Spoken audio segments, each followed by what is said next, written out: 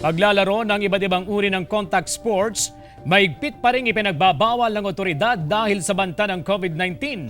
Narito ang report. Napurnada ang sanay paglalaro ng basketball ng ilang kabataan sa Barangay Gayaman, Binmalay, Pangasinan. Ito'y matapos tanggalin ng pulisya at barangay officials ang ipinatayong basketball court sa lugar. Kasi may magsasabi na may dumadayo taga Kalasyaw, Dagupan, gano'n. Sinabihan na rin namin sila na bawal pa yung mga ganong laro. Tinanggal din ang volleyball net na ikinabit ng mga residente.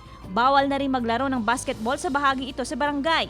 Ang mga bakanteng lote gaya na lamang nito ang nagsisilbing court pero nasa guidelines ng IATF na may kapangyarihan ng lokal na pamahalaan at barangay officials na ipahinto ang laro ngayong may pandemya, lalo na kung hindi nasusunod ang health and safety protocols. Hindi pa rin pinapayagan ng contact sports ayon sa DILG Region 1, lalo't posibleng dito raw magkahawaan ng sakit. Basketball ngayon ay contact sport yan.